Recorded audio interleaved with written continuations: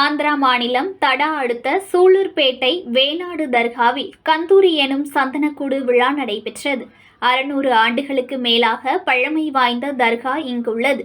இங்கு ஹஜ்ரத் ஷேக் தாவூத் ஷா வலியுல்லாஹ் அடக்கம் செய்யப்பட்டுள்ளார். இவரது சமாதியின் நீளம் 144 அடியாகும் என்பது குறிப்பிடத்தக்கது. அதற்கு அருகாமையில் அவரது தங்கை ஹஜ்ரத் வஹீதா அம்மா அவர்களும் அடக்கம் செய்யப்பட்டுள்ளார். அன்னாரது நினைவை போற்றும் வகையில் 36வது ஆண்டு சந்தனக்கூடு விழா சிறப்புடன் நடைபெற்றது.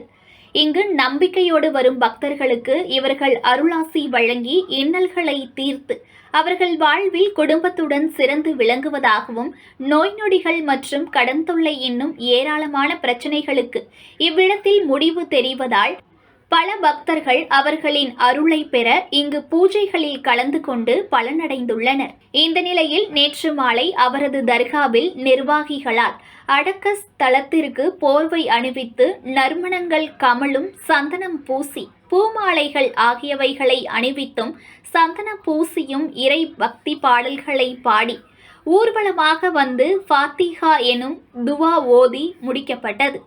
இதில் அப்பகுதியில் வசிக்கும் கிராமவாசிகள் மற்றும் சென்னை சுற்றுப்புறத்தில் உள்ள பக்த கோடிகள் ஏராளமானோர் கலந்து கொண்டு சிறப்பித்தனர்.